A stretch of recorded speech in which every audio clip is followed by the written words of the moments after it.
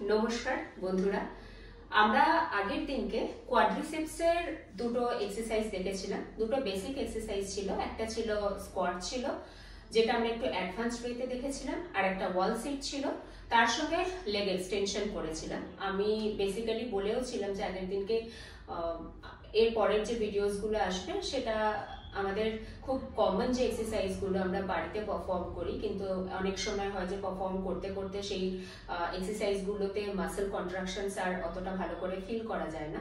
তো সেক্ষেত্রে আমরা সেই বেসিক এক্সারসাইজগুলোকে কি করে আরো অ্যাডভান্স ওয়েতে পারফর্ম করব সেইটার উপরেই ভিডিওসটা রেখেছিলাম।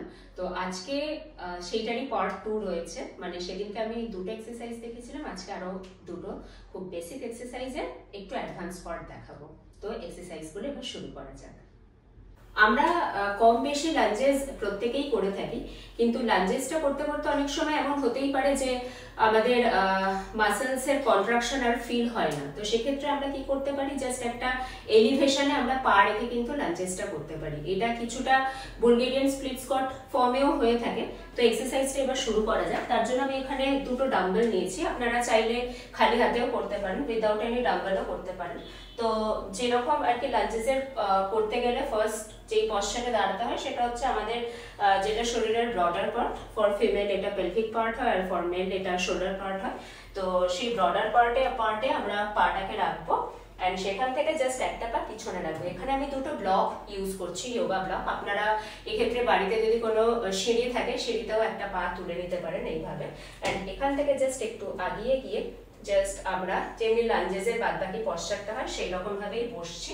And exhale up, inhale down and exhale up, inhale down and exhale up. এইভাবে আপনার ফিটনেস গোল ওয়াইজ যতটা সেটস বা যতটা রিপিটেশন আপনারা করতে চান সেই রকম সেট বা রিপিটেশনে করতে পারেন।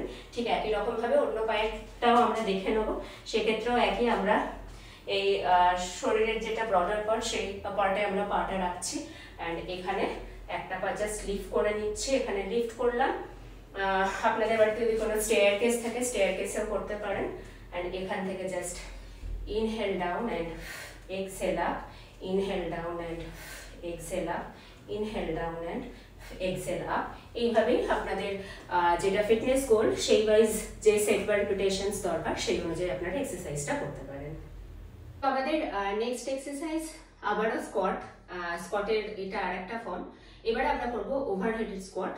ওভারহেডেড স্কোয়াটের জন্য আমাদের ওয়েটটা মাথার উপরে ধরে রাখতে হয়। এক্ষেত্রে আমি বলবো ডেফিনেটলি আপনারা কম ওয়েট দিয়ে স্টার্ট করবেন, কারণ বেশি ওয়েট ইনিশিয়ালি মনে হতে পারে যে আমি তো নর্মাল স্কোয়াটে এর থেকে বেশি ওয়েট ক্যারি করতে পারি, কিন্তু সেটা আমাদের শোল্ডারে দেওয়া থাকে ওয়েটটা, বা আমরা হাতে নিয়ে থাকি, বা বুকের এখানে যেটা আমরা গবলেট স্কোয়াট করি বুকের এখানটাতে ধরে নিয়ে থাকি স্কোয়াটটা ওয়েটটা।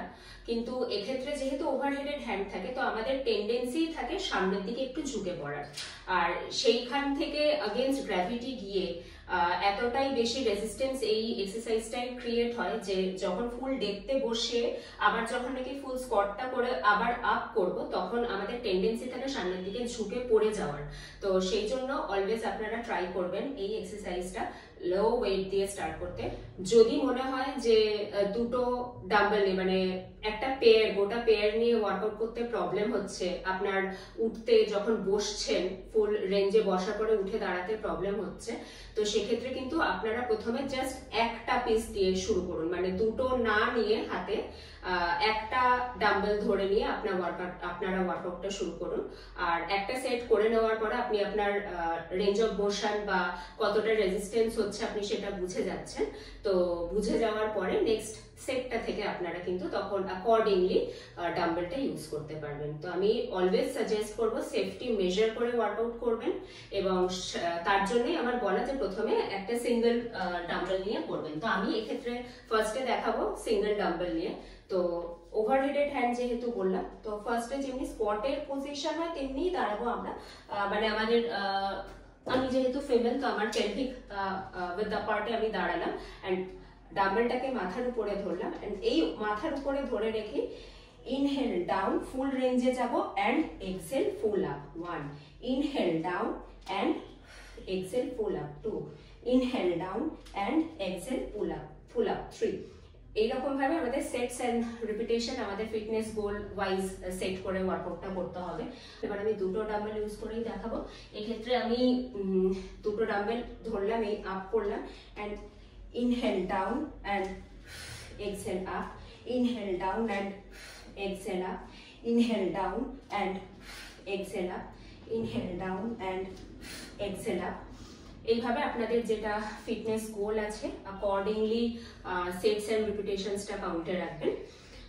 এই এক্সারসাইজটার একটা সেফটি মেজার আমাদের অলওয়েজ নিতে হবে। আমাদের কিন্তু কখনো স্টুপ করলে চলবে না, মানে যখন এক্সারসাইজটা করবো আমরা ট্রাই করবো অলওয়েজ সামনের দিকে তাকানোর বা সিলিং এর দিকে তাকানোর, কারণ যদি আমরা নিচের দিকে তাকাই আমাদের অটোমেটিক টেন্ডেন্সি আসবে সামনের দিকে ঝুঁকে যাওয়ার, যেটা আমাদের এক্সারসাইজ করার সময় কোনো ইনজুরি আনতে পারে, স্পেশালি লাম্বারে আমরা চোট পেতে পারি।